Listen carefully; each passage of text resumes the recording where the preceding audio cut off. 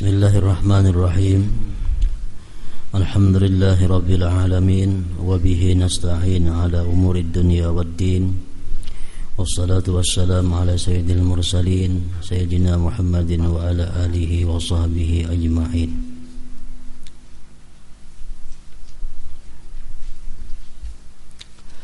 Dan apabila kamu membaca A'udzu billahi minasyaitonir rajim,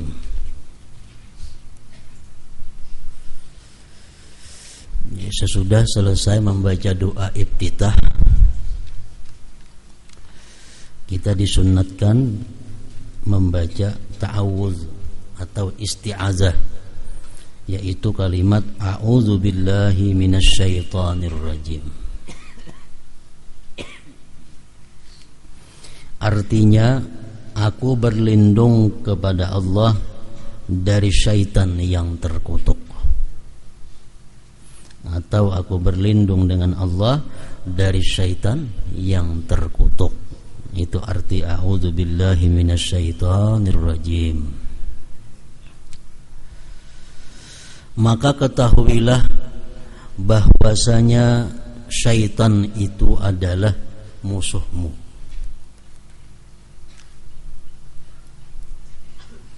dan mengawasi untuk memalingkan hatimu dari Allah Azza wa Jalla.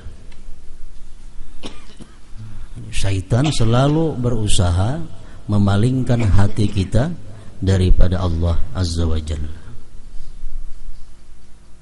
karena kedengkian kepadamu atas munajatmu kepada Allah Azza wa Jalla dan sujudmu kepadanya. Padahal ia syaitan itu dikutuk sebab satu kali sujud yang ditinggalkannya, dan ia tidak menyetujui terhadap sujud itu.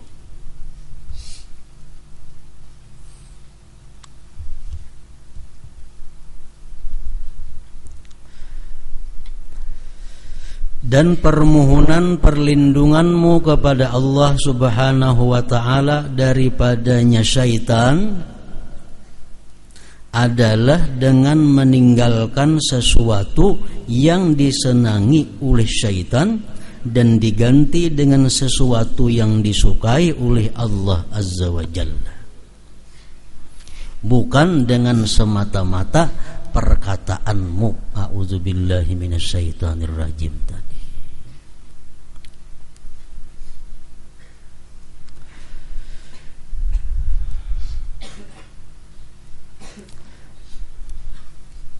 Orang yang dituju oleh binatang atau musuh untuk diterkamnya atau dibunuhnya, lalu ia berkata, aku berlindung dari kamu dengan benteng yang kukuh itu, padahal ia tetap di tempatnya, maka ucapan itu tidak berguna baginya.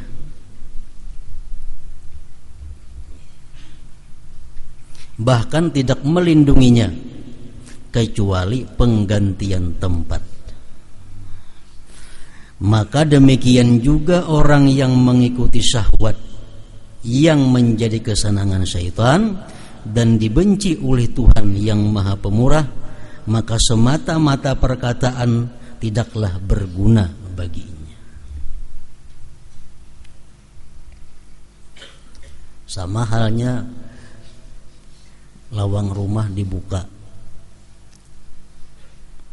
lawang pintu rumah dibuka, berdoa kepada Allah, ya Allah selamatkanlah harta benda hamba daripada kehilangan. Tapi lawangnya dibuka.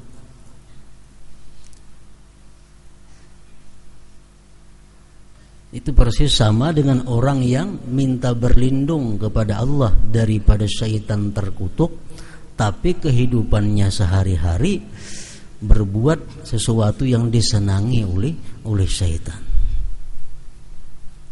Kalau kita hendak berlindung dengan Allah daripada syaitan yang terkutuk, maka jauhilah tempat-tempat syaitan itu. ada harimau atau ada ular. Lalu kita berdoa, ya Allah lindungilah aku daripada harimau. Tapi tatap bagana kada berjauh dari tempat itu. Nah itu maka perkataan itu akan sia-sia. Nah jadi supaya sembahyang ini terlepas daripada gangguan-gangguan syaitan, sembahyang ini terlepas daripada godaan waswis syaitan, maka kita disunatkan sunat yang sangat kuat untuk membaca a'udzubillahi minasyaitonir rajim.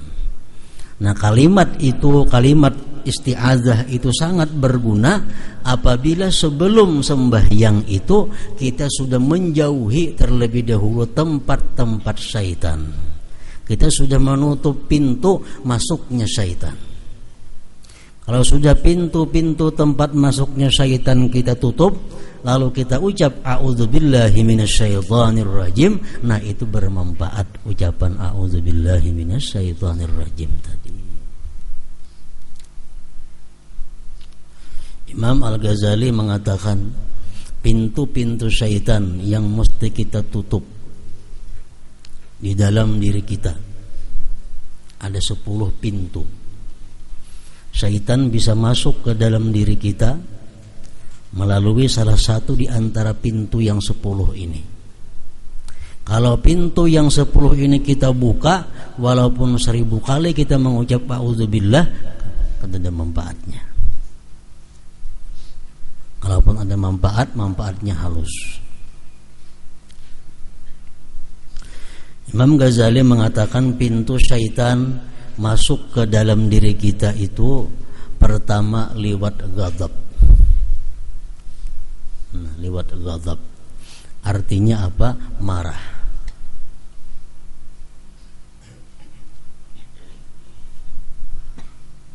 Orang yang marah itu membuka pintu seluas-luasnya untuk syaitan. Orang yang marah bisa membunuh, orang yang marah bisa memfitnah, orang yang marah bisa menggibah, orang yang bisa macam-macam. Nah jadi kalau kita parahatan marah itu kita bawa sembahyang, walaupun beberapa kali auzubillah, kan ada manfaatnya. Dinginkan dahulu marahnya, sudah tenang daripada marah, hanyar hendak sembahyang. Ayuha a'udzubillah minasyaitonir rajim, tapi pintu marah sudah ditutup. Pintu jalannya syaitan ditutup. Al-ghadab. Syaitan berkata, apabila ada hamba yang sedang marah, maka aku permainkan itu hamba seperti dia permainkan bola. Disipak-sipaknya, ditendang-tendangnya. Itulah orang yang sedang marah dipermainkan oleh syaitan seperti kanak-kanak main bola itu.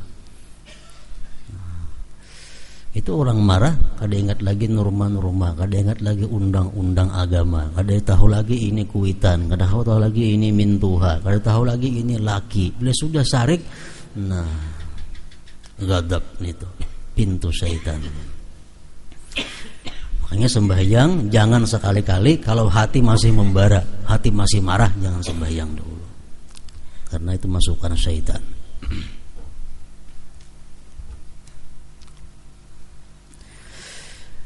Yang kedua, pintu syaitan yang masuk ke dalam diri kita adalah lewat pintu syahwat. Syahwat artinya keinginan nafsu.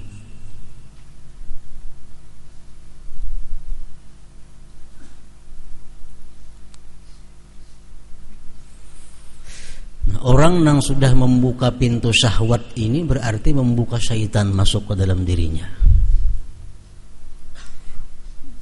Dengan syahwat itu orang bisa melakukan zina. Dengan syahwat orang bisa memakan barang nang kada halal. Dengan syahwat dia bisa minum minuman nang dilarang, karena meluruskan apa yang diingininya. Nah kalau kita parahatan ada syahwat itu, jangan sembahyang dulu. Kendalikan dulu syahwat. Makanya kata Rasulullah, kalau engkau hendak makan, makanlah dulu, hanya sembahyang. Kenapa? Karena syahwat di situ ada hendak makan. Kalau kita hendak makan, makanannya sudah siap, kita sembahyang berdahulu, parut lapar, makanan siap, sembahyang berdahulu, walaupun a'udzubillah tetap peganangan di makanan itu. Walaupun a'udzubillahi minasyaitonirrajim. Kenapa? Karena pintu syaitannya dibuka lewat syahwat tadi.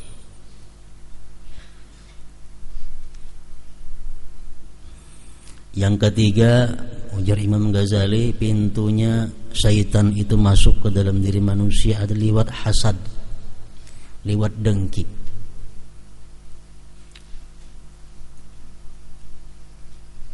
Orang yang dengki, membuka pintu luas syaitan masuk ke dalam dirinya. Orang dengki mau membunuh, orang dengki mau memfitnah, orang dengki mau menyakiti segala macamnya. Bila di hati kita ada dengki, kita biarkan, sama halnya kita membiarkan syaitan untuk masukkan ke dalam diri kita. Nah, jadi parahatan kita masih ada dengki dengan seseorang, jangan hendak sembahyang dulu. Diamkan dahulu dengkinya, tobat dahulu daripada dengkinya, hanya sembahyang. Supaya a'udzubillahi minasyaitonirrajim itu berguna, bermanfaat. Yang keempat, pintu masuk syaitan ke dalam diri kita yang mesti ditutup adalah tamak. Tamak artinya kadang merasa cukup dengan apa yang ada.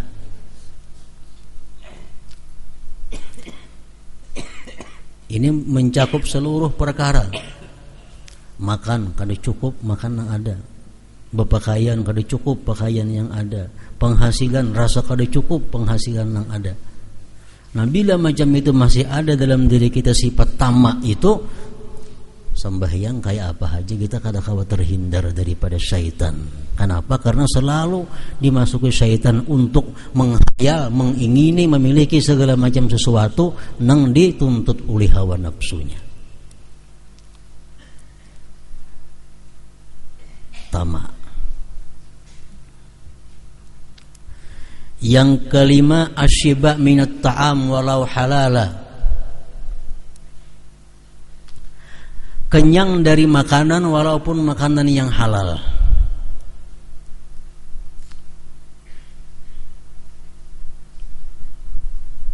Orang nang parut kanyang walaupun dari makanan nang halal, itu mudah syaitan untuk mengarahkan inya kepada berbuat nang kada baik.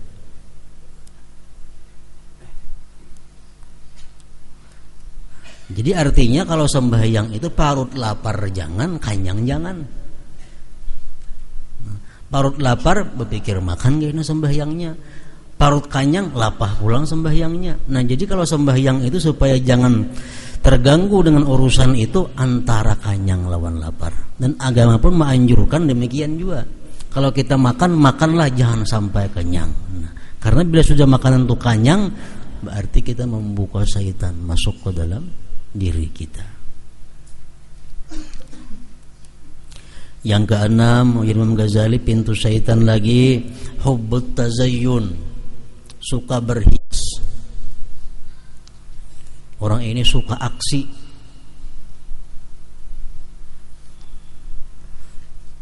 Nah, orang suka berhias ini membuka pintu syaitan karena bisa menggunakan perhiasan yang haram. Laki-laki bisa memakai utas emas, pakai kalung emas, bebunil emas, ketujuh berhias. Nah, ketujuh berhias itu adalah merupakan pintu syaitan. Orang nang ketujuh berhias ini walaupun audzubillahnya berapa kali sehari, kada ada manfaatnya. Kenapa? Pintu syaitan dibukakan. Hubbut tazayyun. Yang ketujuh, al-ajalah, segera. Segera, maksudnya segera ini adalah kada berpikir matang dalam mengambil sesuatu keputusan. Hendak nukar napakah, kada berpikir tukar. Hendak kamanakah, kada berpikir tulak. Hendak apa, kada berpikir banyak, gawi. Nah, ini ngarannya aja. Kalau orang seperti itu dalam kehidupannya, orang ini adalah kawannya syaitan. Karena kata Rasulullah, ala ajalah minasyaitan. Yang kedelapan, ad-darahimu wad-dananiru, dinar dan dirham. Artinya duit. Duit ini pun adalah pintunya syaitan.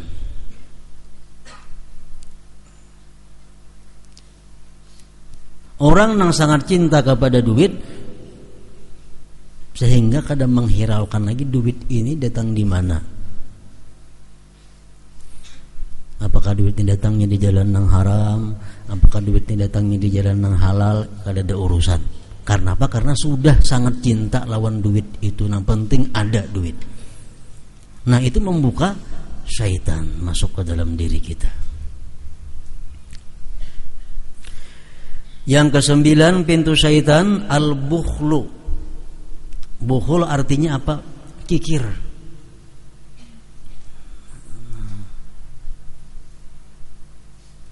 Orang kikir ini memikirkan pun orang aja keluar pun seorang kada. Orang nang kikir ini bisa mau mengurangi membayar upah, bisa mau menunda upah orang, bisa mau mengangkat tanah orang.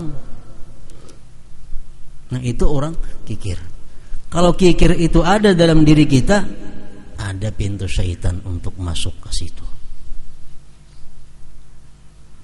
Nah, yang ke-10, ta'allumul ilmil khafi qabla mumarasati zahir. Belajar ilmu hakikat sebelum lahir ilmu syariat. Orang tuh belum matang lagi ilmu syariat, belum matang lagi ilmu fikih, belajar sudah ilmu tasawuf nang dalam, sama membukakan pintu syaitan lawan dirinya. Iya, nang akhirnya kada bersembahyangan lagi. Iya, akhirnya ampun orang, iya ampun ku juga. Nah, jadi pintu-pintu syaitan itu ditutup terlebih dahulu, hanya kita mengucap a'udzubillahi minasyaitonir rajim. Nah, bermanfaat tuh a'udzubillahnya. Rumah kita kunci, hanya kita bertawakal kepada Allah, minta dipeliharakan daripada pencuri. Nah, itu bermanfaat.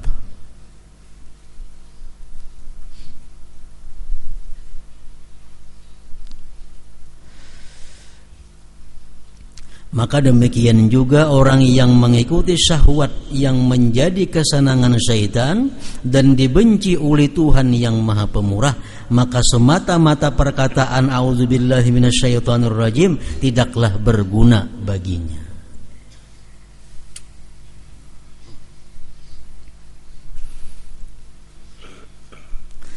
Maka hendaklah perkataannya disertai dengan azam, cita-cita untuk berlindung dengan binting Allah Azza wa Jalla dari kejahatan syaitan. Bintingnya adalah la ilaha illallah, tidak ada Tuhan melainkan Allah. Karena Allah Azza wa Jalla berfirman pada apa yang diberitakan oleh Nabi kita sallallahu alaihi wasallam, hadis kudusi artinya la ilaha illallah hisni faman dakhala hisni amina min azabi. Artinya la ilaha illallah adalah bintingku, barang siapa yang masuk ke bintingku maka ia aman dari siksaku. Orang yang berlindung dengan binting itu adalah orang yang tidak mempunyai sesembahan selain Allah yang Maha Suci. Adapun orang yang menjadikan hawa nafsunya sebagai Tuhannya, maka ia di lapangan syaitan, bukan dalam binting Allah Azza wa Jalla. Jadi supaya aman daripada godaan syaitan, masuk ke dalam pertahanan Allah. Pertahanan Allah itu mengapa? La ilaha illallah. Hadis kudusi mengatakan, Allah berfirman, la ilaha illallah itu adalah bintingku. Siapa yang masuk ke situ aman daripada segala-galanya. Nah, kayak apa cara masuk ke dalam binting Allah nang la ilaha illallah tadi?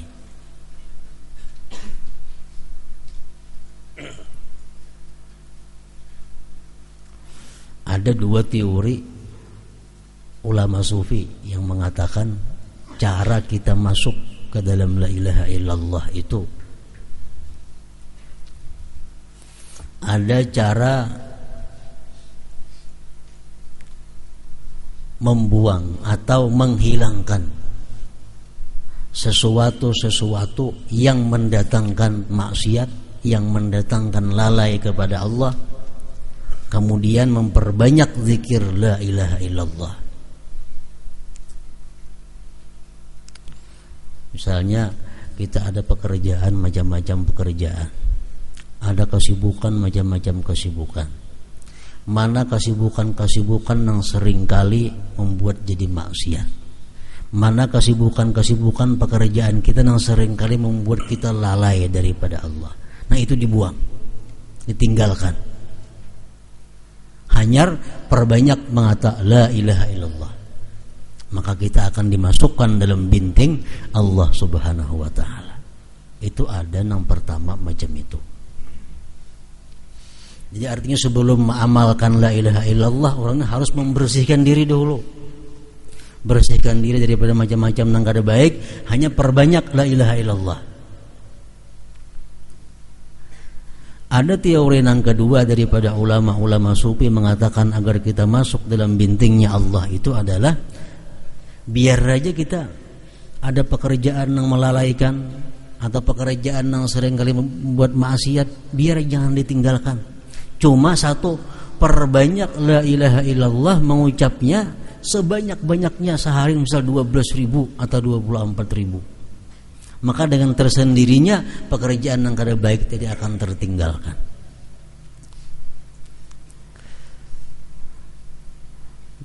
Nah, jalan yang pertama, jalan yang ditempuh oleh Syekh Abdul Qadir Al-Jilani. Jalan yang kedua tadi, jalan yang ditempuh oleh Syekh Abdul Hasan As-Sadzili. Jadi orang nang katujum bermain-main nang ada manfaatnya, orang nang masih macam-macam kelakuannya, biar aja itu terusakan. Yang penting zikirnya banyak-banyak orang itu. Karena dengan sendirinya zikir itu akan merubah akhlaknya menjadi baik, sehingga dia bisa masuk ke dalam binting Allah subhanahu wa ta'ala. Nah, ada Syekh Abdul Qadir Jailani, jangan hendak berzikir dulu, bersih dulu diri. Gawian yang seringkali maksiat ampihi, pekerjaan-pekerjaan yang melalaikan daripada Allah tinggalkan. Nah, hanyar baru mulai berzikir. La ilaha illallah hisni faman dakhala hisni amina min adzabi. Artinya la ilaha illallah adalah bintingku, barang siapa yang masuk ke bintingku maka ia aman dari siksaku. Orang yang berlindung dengan binting itu adalah orang yang tidak mempunyai sesembahan selain Allah yang Maha Suci. Adapun orang yang menjadikan hawa nafsunya sebagai Tuhannya, maka ia dilapangkan syaitan, bukan di dalam binting Allah Azza wa Jalla.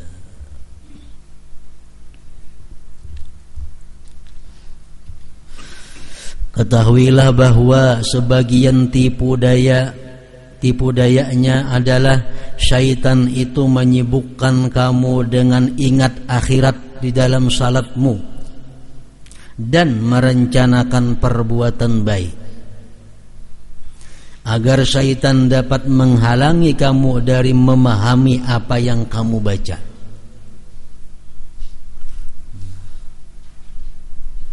Misalnya syaitan menggoda kita sembahyang nih, supaya kita ingat lawan rumah, kita kawa mengatasi.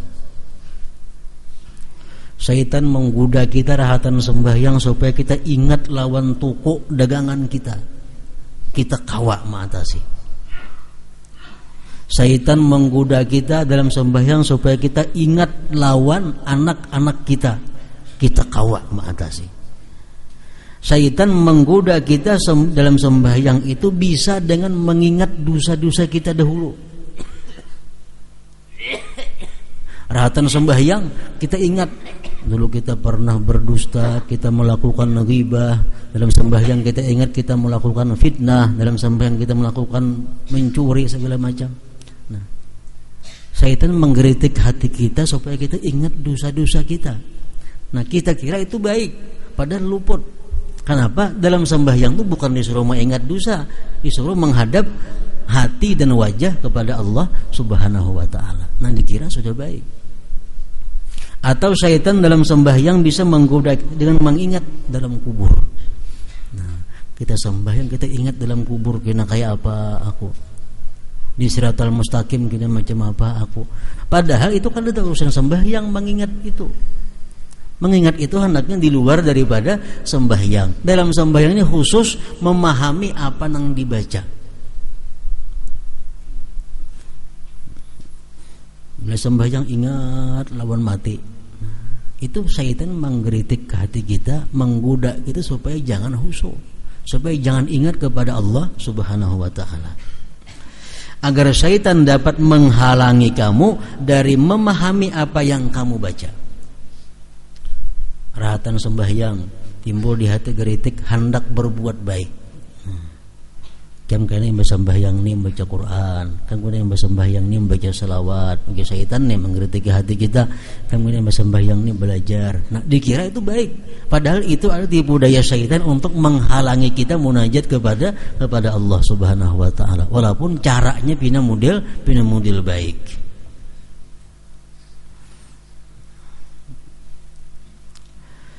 Ketahuilah bahwa segala sesuatu yang menyibukkan kamu dari memahami makna apa yang kamu baca itu adalah was-was ngarannya, bukan khusyuk.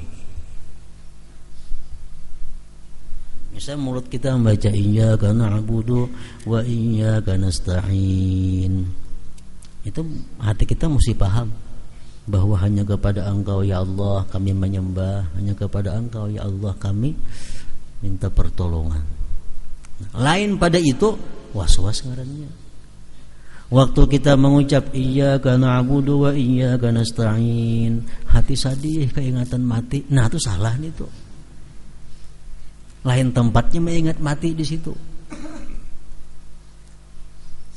Itu was-was syaitan ngarannya.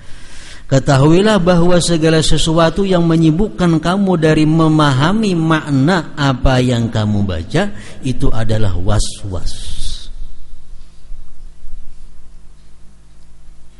Karena gerakan lidah itu bukan tujuan, tetapi tujuannya adalah makna-maknanya yang terkandung di dalam lafaz yang diucapkan oleh si lidah, lisan kita itu.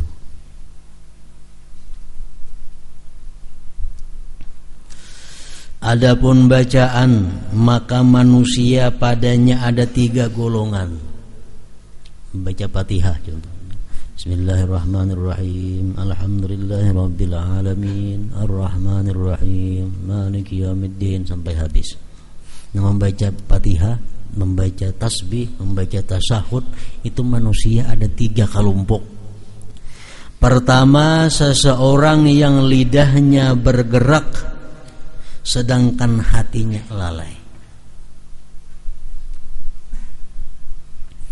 Di mulutnya mulai a'udzubillah sampai waladhdallin lancar, fasih bacaannya. Tapi hatinya kadang memahami makna apa nang inya baca.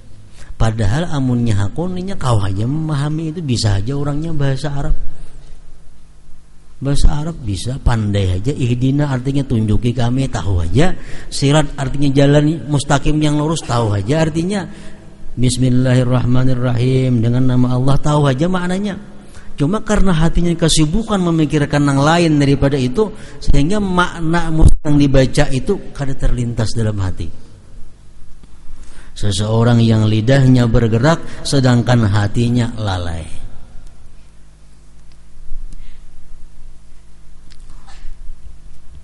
Nah, yang kedua, seseorang yang lidahnya bergerak sedangkan hatinya mengikuti lidah, maka ia memahami dan mendengar daripadanya seolah-olah ia mendengar dari orang lain. Ini adalah derajat ashabul yamin, golongan kanan, paling rendah derajat. Yang pertama tadi kada berderajat nih itu ngarannya. Jadi lidah ini mengucap, hati mengiringi. Seolah-olah hati ini mendengar dari orang lain. Misal di mulut kita, a'udzubillahi minasyaitonirrajim. Nah, hati mendengarkan dan hati memahami, aku berlindung dengan Allah dari godaan syaitan yang terkutuk. Bismillahirrahmanirrahim. Nah, hati mengikuti lisan. Bismillahirrahmanirrahim. Hati dengan nama Allah yang Maha Pengasih, Maha Penyayang. Alhamdulillahirabbil alamin. Dalam hati segala puji bagi Allah Tuhan semesta alam. Ar-Rahmanir-Rahim, yang Maha Pengasih. Jadi begitu kalimat dibaca, hati mengiringi. Kalimat dibaca, hati mengiringi. Nah, ini adalah ashabul yamin. Ini selamat ini orang. Dan seseorang yang hatinya mendahului kepada makna-makna terlebih dahulu, kemudian lidah melayani hati lalu menterjemahkannya, maka dibedakan keadaan lidah itu juru terjemah hati atau lidah itu menjadi guru hati.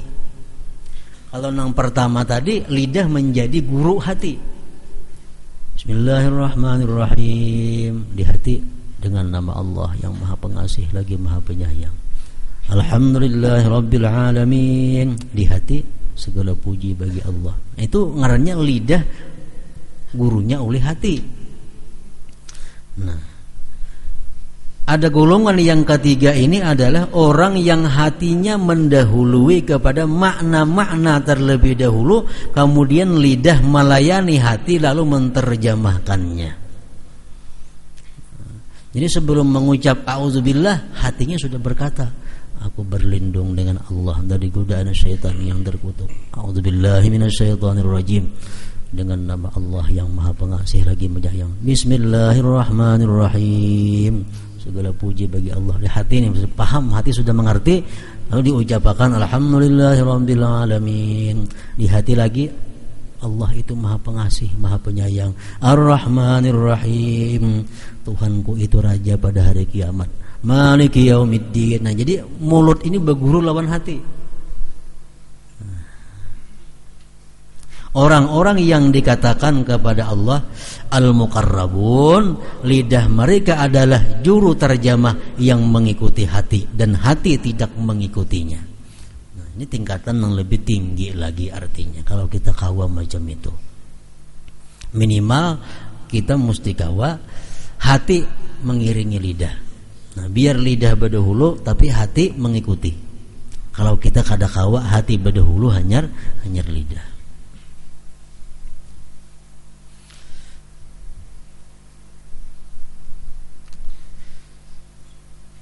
Perincian terjemah makna-makna itu adalah bahwasanya kamu mengucapkan Bismillahirrahmanirrahim, artinya dengan nama Allah yang Maha Pengasih lagi Maha Penyayang. Kalau orang muqarrabin, maknanya berdahulu dalam hati sudah ada, hanya diucapkan di mulut Bismillahirrahmanirrahim. Kalau orang ashabul yamin, di mulut berdahulu Bismillahirrahmanirrahim, dalam hati hanya menyadari, dengan nama Allah yang Maha Pengasih lagi Maha Penyayang.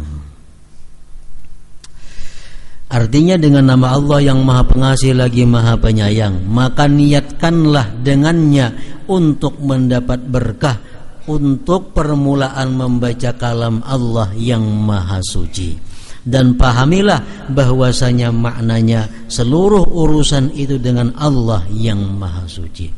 Jadi Bismillahirrahmanirrahim, dengan nama Allah yang Maha Pengasih lagi Maha Penyayang, aku mulai sembahyang ini. Dengan nama Allah yang Maha Pengasih lagi Maha Penyayang, aku mulai membaca surat Al-Fatihah ini. Terus semakin luas pengetahuan kita, semakin banyak tafsir yang terkandung di dalamnya Bismillahirrahmanirrahim itu. Yang dimaksud dengan isim nama Bismillahirrahmanirrahim, dengan nama Allah. Dimaksud dengan isim nama di sini adalah musamma, orang yang disebut.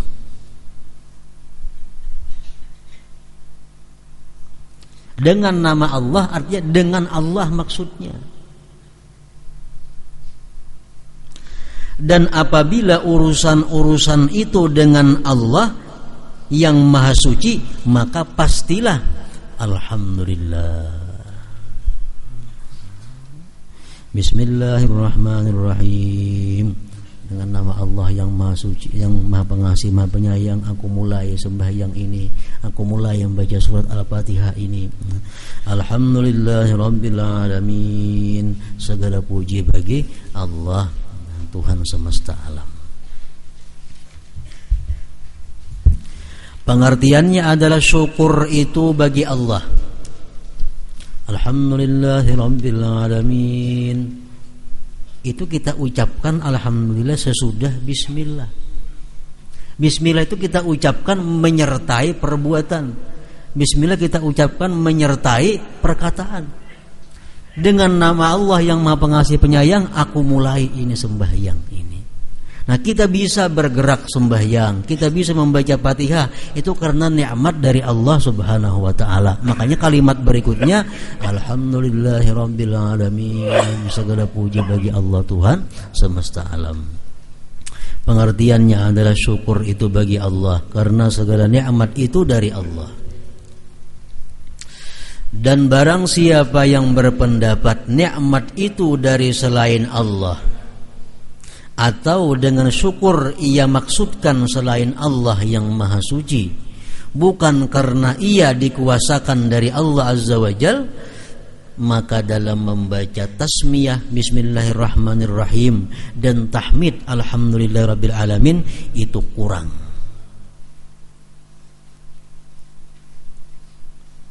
Jadi sebelum kita mengucap alhamdulillahirabbil alamin itu, kita mesti mengiktikarkan bahwa nikmat ini semata-mata hanya dari Allah. Hanya keluar alhamdulillahirabbil alamin. Menurut kadar berpalingnya kepada selain Allah Ta'ala. Apabila kamu membaca Ar-Rahmanir-Rahim, artinya yang Maha Pengasih lagi Maha Penyayang, maka hadirkanlah di dalam hatimu akan seluruh balas kasihnya agar jelas rahmatnya bagimu.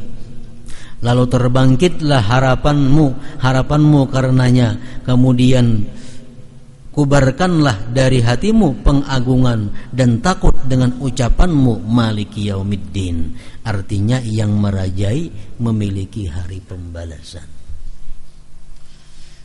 Jadi kalimat Ar-Rahmanir-Rahim itu artinya Maha Pengasih, Maha Penyayang, itu mesti ada dalam hati kita rasa senang, mesti ada dalam hati kita rasa bahagia, mesti ada dalam hati kita rasa berharap kepada Allah. Kalau kada ada rasa itu, kada khusyuk orangnya. Berarti bisa aja membaca, bisa menerjemah, cuma kada bisa merasai. Kalau kita mengucap menyadari bahwa Allah itu pengasih penyayang, mau kada mau hati pasti tenang. Hati kita pasti bahagia, pasti berharap kepada Allah. Nah, maka hadirkanlah di dalam hatimu akan seluruh balas kasihnya agar jelas rahmatnya bagimu, lalu terbangkitlah harapanmu karenanya. Makanya ada orang diulang-ulang, tapi orang sembahyang sorangan aja bang, karena kenyamanannya hati itu. Ar-Rahmanir-Rahim, Ar-Rahmanir-Rahim, Ar-Rahmanir-Rahim, karena merasakan kenikmatan, kelezatan waktu mengucap Ar-Rahmanir-Rahim itu. Nah, kemudian sesudah kita merasakan kenikmatan dan kelezatan itu, kita ada takut kepada Allah. Takut itu melalui ucapan Maliki Yaumiddin, artinya yang merajai memiliki hari pembalasan. Adapun keagungan karena tidak ada kerajaan kecuali baginya. Adapun takut maka karena sulitnya hari pembalasan dan perhitungan yang mana dia adalah pemiliknya. Kemudian dia perbaharuilah keikhlasan dengan ucapanmu iyyaka na'budu. Jadi dalam kita mengucapkan Maliki Yaumiddin, itu hati kita pasti ada merasakan takut kepada Allah.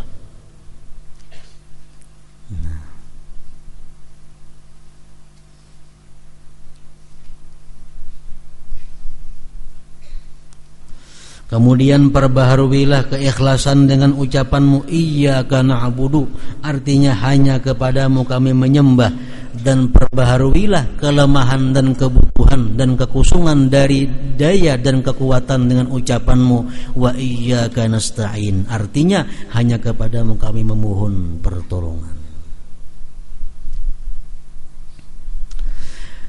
Dan yakinlah bahwasanya tidak mudah ketaatan bagimu kecuali dengan pertolongannya. Dan dia mempunyai anugerah jasa, karena Allah telah memberi pertolongan kepadamu untuk taat kepadanya, dan dia menjadikan kamu khidmat untuk beribadah kepadanya, dan dia menjadikan kamu ahli munajat kepadanya.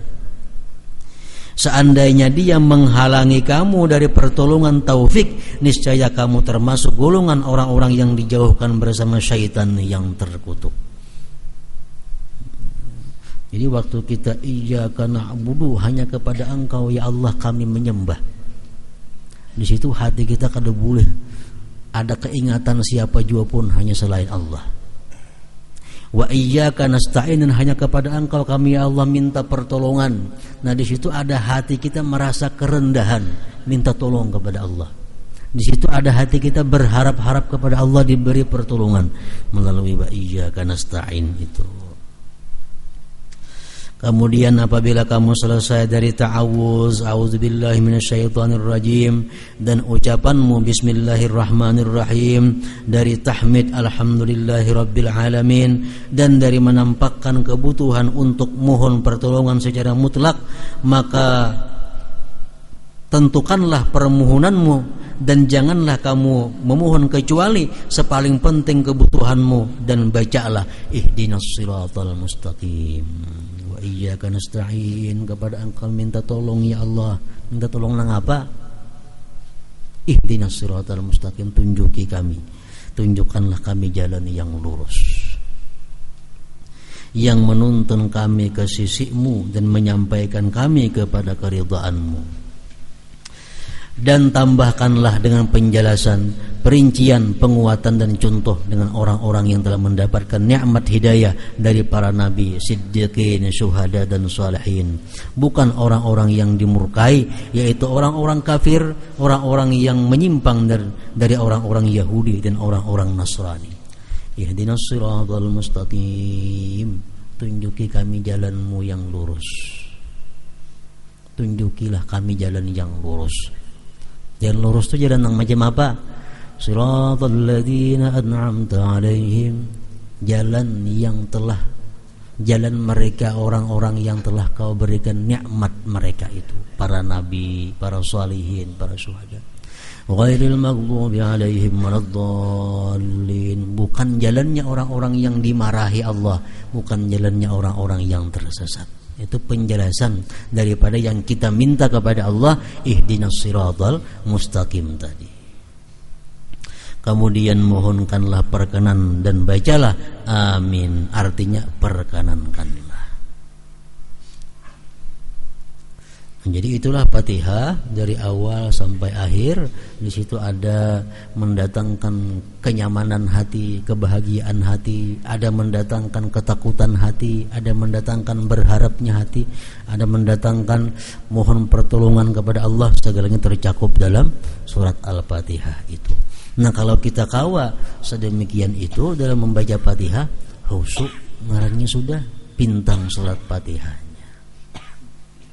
Dan khusyuk itu kada sama antara satu dengan yang lain. Kalau kita membaca bismillahirrahmanirrahim, hati kita ke pasar, itu kada khusyuk sudah. Kalau kita membaca bismillahirrahmanirrahim, hati kita dengan nama Allah yang Maha Pengasih, Maha Penyayang, aku mulai munajatku kepada Allah, atau aku mulai sembahyangku, aku mulai bacaanku. Nah kalau macam itu sudah dapat bagian khusyuk. Tapi kalau kita begitu menyebut nama Allah Ar-Rahman Ar-Rahim, kita dalam hati kita ada senang, kita ada bahagia, itu lebih tinggi lagi derajat khusyuknya. Nah, jadi khusyuk pun bermacam-macam. Minimal khusyuk itu kita dapatkan adalah paham dengan apa yang dibaca. mulut membaca, hati memaham menerjemahkan. Itu minimal sekurang-kurang derajat khusyuk. Nah, gitu. Apabila kamu telah membaca Al-Fatihah demikian itu, maka diserupakan kamu menjadi termasuk golongan orang-orang yang mana Allah Ta'ala berfirman,